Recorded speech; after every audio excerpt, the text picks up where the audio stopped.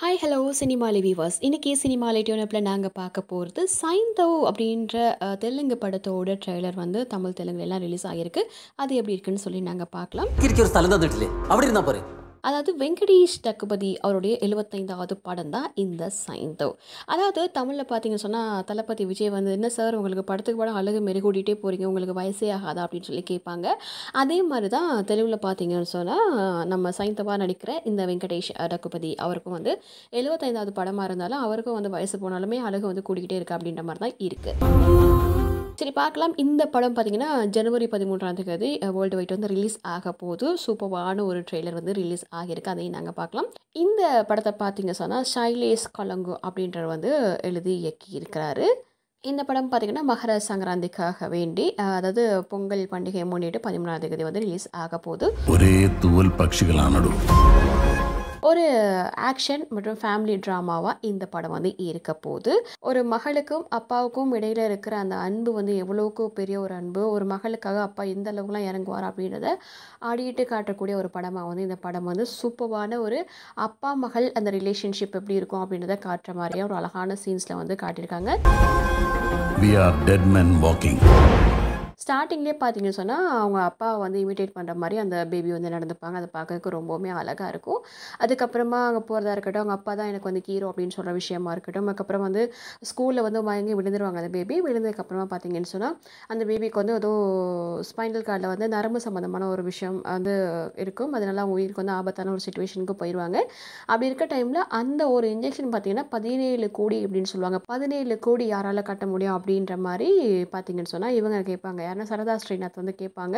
அவங்க வந்து வெங்கோட வைஃபை வந்து நடிச்சிருப்பாங்க. ஸோ அது வந்து ஒரு ஃபேமிலி ட்ராமான்றதை தாண்டி இல்லை முக்கியமாக சொல்லி ஆகணும். இல்லை ஆன்ஷியா இருக்காங்க, நவாசுதீன் சித்திக், ஆரியா அவங்களும் அதே போல் ருஹானி சர்மா வந்து முக்கியமான ரோல் பண்ணுறாங்க. இல்லை ஆரியா வந்து நெகட்டிவ் ரோல் பண்ணுற மாதிரியும் ஆன்ஷியா அவங்க ஒரு டீமாக இருக்க மாதிரி தான் இருக்குது. ஒரு பிரச்சனைக்கு போகாமல் இருக்க ஒருத்தர் வந்து கல்யாணம் பண்ணி குழந்தை அவங்களுக்கு இருக்குது. குழந்தைக்கு ஒரு பிரச்சனை நடக்கக்குள்ள அந்த 17 கோடி வந்து அவங்களால வந்து திரட்ட முடியல. அப்படின்ற டைமில் வந்து அது திரட்டணும்.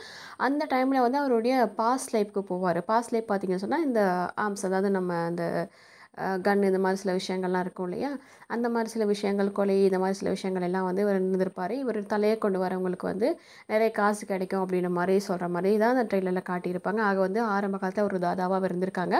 அது வந்து சரதா ஸ்ரீநாத் வந்து கேட்பாங்க, ஆரம்பத்தில் நீ என்னவா இருந்த சைந்தவ் அப்படின்னு கேட்கக்குள்ள அவருடைய பாஸ் லைஃப் வந்து ரிவீல் ஆகிற மாதிரி இருக்கும். அவருக்கு வந்து இவருக்கு ஒரு வில்லன் இருப்பாங்க. அதாவது வில்லன் திரும்பி வந்துட்டான் அப்படின்ற மாதிரி சொல்லக்குள்ள பயந்து போகிற மாதிரியான வில்லன் வந்து காட்டியிருப்பாங்க.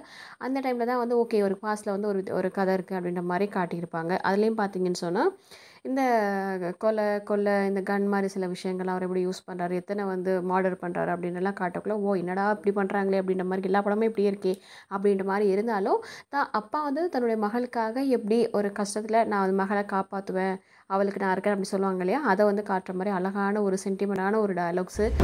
തന്റെ ഭൂതകാലവുമായി താൻ പൊരുത്തപ്പെട്ടാൽ മാത്രമേ அதையும் தாண்டி ஒரு அழகான ஒரு மேக்கிங் வந்து பண்ணியிருக்காங்க இந்த படத்தில் அப்படின்ற மாதிரி இருக்குது. இதுலேயும் இன்னொரு விஷயம் என்னென்னு பார்த்தீங்கன்னு சொன்னால் இந்த படத்தில் அதிகமான வயலன்ஸ் இருக்க மாதிரி தான் இருக்குது. ஏன்னா ட்ரெய்லர்லேயே இவ்வளோ இருக்குன்னா படம் பார்த்தா எப்படி இருக்கும் அப்படின்ற மாதிரி தான் இருக்குது. ஓகே, ஆர்யா வந்து ஒரு ஏர் வந்து வளர்த்த மாதிரி ஒரு வித்தியாசமான கெட்டப்பில் இருக்கார். பார்க்குறதுக்கு ரொம்ப க்யூட்டாக இருக்குது. தமிழ் இந்த மாதிரி பண்ணுங்க ஆர்யா அப்படின்ற மாதிரி தான் இருக்குது. இன்னொரு விஷயம் பார்த்தீங்கன்னு சொன்னால் சந்தோஷ் நாராயணன் வந்து இந்த படத்துக்கு வந்து இசையமைச்சிருக்காரு. அதுவும் இனி இல்லைன்ற அளவுக்கு வேறு லெவலில் தெரிவிக்க விட்டுருக்காரு. താൻ ഹാലുസിനേറ്റ് ചെയ്യാൻ വരെ തുടങ്ങിയിരിക്കുന്നു. எஸ் மணிகண்டன் அவர் வந்து சினிமாட்டோகிராஃபராக ஒர்க் பண்ணியிருக்காங்க. கெரி பிஹெச் வந்து எடிட்டராக வந்து ஒர்க் பண்ணியிருக்காங்க. அதே போல் சைலேஷ் கொலங்கு நரேட் பண்ணி ஒரு அழகான ஸ்கிரிப்டை வந்து ஒரு ஃபேமிலி ட்ராமாவாக ஃபேமிலி ஃப்ரெண்ட்லி ஃபீலிங்ஸோட ஒரு அழகான மூவி வந்து ஆடியன்ஸுக்கு பிடிச்ச மாதிரி தரப்போகிறாங்க அப்படின்ற மாதிரி இருக்குது. ஆக ஜனவரி 13 இந்த படத்தை போய் நாங்கள் பார்க்கலாம். പെട്ടെന്ന് വന്തോതിൽ രക്തസ്രാവം വന്നുള്ള മരണം. சூப்பரான ஒரு படம். இல்லை ஒரு டயலாக் வந்து பார்த்தீங்கன்னு சொன்னால் இந்த ஷர்ட் போடுறவங்க எல்லாத்துக்குமே வந்து காலர் அப்படின்னு ஒன்று இருக்கும். ஆனால் அந்த காலர் போடுறவன் யார் அப்படின்ற ஒரு விஷயம் இருக்கும் இல்லையா, அதை வந்து ஒரு வித்தியாசமாக சொல்லியிருப்பாங்க. கேட்குறதுக்கே நல்லா இருந்துச்சு அந்த டயலாக். ஸோ தெலுங்கு படத்தில் இந்த மாதிரியான பஞ்ச் டயலாக் நிறையவே இருக்கும். ஸோ வெங்கியோட 75வது படத்தில் இப்படி ஒரு டயலாக் இல்லைனா நல்லாவா இருக்கும் அப்படின்ற மாதிரி தான் இருக்குது. ஆக சைலேஷ் கொலங்கு நம்ம வெங்கடேஷ் டக்குபதி வச்சு பண்ணியிருக்க இந்த படம் எப்படி இருக்க போகுது அப்படின்றத நாங்கள் பொறுத்து வந்து பார்க்கலாம். இந்த ரிவ்யூ உங்களுக்கு பிடிச்சிருந்துச்சு சொன்னால் லைக் பண்ணுங்கள், கமெண்ட் பண்ணுங்கள், ஷேர் பண்ணுங்கள். மறக்காமல் கீழே இருக்க பெல் ஐக்கானை கிளிக் பண்ணுங்கள். கோலிவுட் தொடங்கி ஹாலிவுட் வரைக்கும் வரைக்கும் உடனுக்குடனான அனைத்து சினிமா செய்திகளையும் தெரிந்து கொள்ள சினிமாலை யூடியூப் சேனலை சப்ஸ்கிரைப் பண்ணுங்க. மேலும் Facebook, Twitter, Instagramமில் cinemaalai.com ஃபாலோ பண்ணுங்க.